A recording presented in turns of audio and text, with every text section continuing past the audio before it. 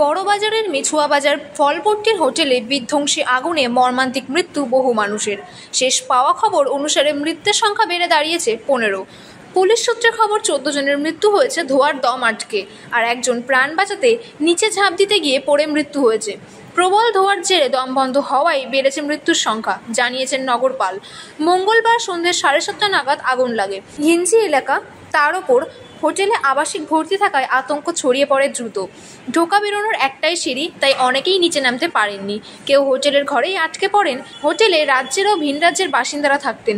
সম্ভবত অগ্নি নির্বাপন ব্যবস্থা ঠিকঠাক না থাকায় ও এমার্জেন্সি এক্সিটের সুবন্দোবস্ত না থাকায় অনেকেই বেঁচে বের হতে পারেননি। আগুনের হাত থেকে বাঁচতে কয়েকজন হোটেলের ছাদে আশ্রয় নেন।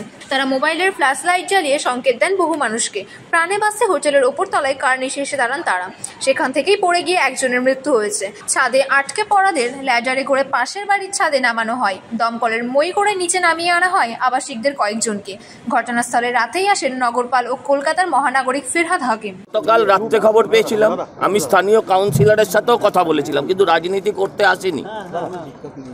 করতে আসিনি। কি বললো পুলিশ? আপনাকে বাধা দিল? যেতে দেবে না। ঠিক আছে, আমি এখানে বসে থাকবো, কারণ পুলিশের কাজটাকে আজকে আমি ডিস্টার্ব করতে চাই না।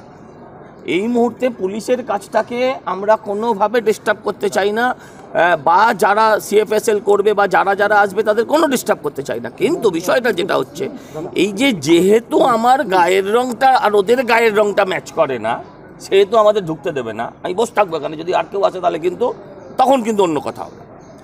এটা দুর্ভাগ্যজনক। আরে টাকা খেয়েছিস বলেই তো আজকে এই অবস্থা হয়েছে। ভুঁড়িগুলো দেখলেই তো বোঝা যায় কত টাকা ঢোকে আছে পেটের ভেতর।